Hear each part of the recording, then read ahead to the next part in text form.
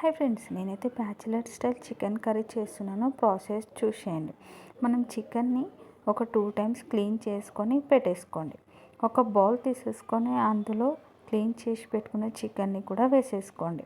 4-5 పచ్చిమిర్చి, కొద్దిగా 3 ఆనియన్స్, కరివేపాకు, 1 స్పూన్ అల్లము, కొద్దిగా పసుపు, ఆవాలు, జీలకర్ర, కొద్దిగా గరం మసాలా, కారం కూడా తీసేసుకోండి. నేనైతే కేజీన్నర చికెన్కి 3 స్పూన్స్ కారం తీసుకున్నాను. మీరు తగినట్టు కారం తీసేసుకోండి. అలాగే సాల్ట్ వేసేసుకొని 3 స్పూన్స్ ఆయిల్ వేసి కలిపేసుకొని ఒక 20 మినిట్స్ పక్కన పెట్టేసుకోండి. స్టవ్ ఆన్ చేసి మ్యాగ్నేట్ చేసి పెట్టుకుని చికెన్ని కూడా స్టవ్ పైన పెట్టేసుకోండి. ఒక 5 మినిట్స్కి ఒకసారి కలుపుతూ ఉండండి. చికెన్ అనేది 15 మినిట్స్లో ఉడికిపోతుంది. మీకు కూడా ఈ వీడియో నచ్చినట్లయితే లైక్ చేయండి, షేర్ చేయండి, సబ్స్క్రైబ్ చేసుకోండి. మరిన్ని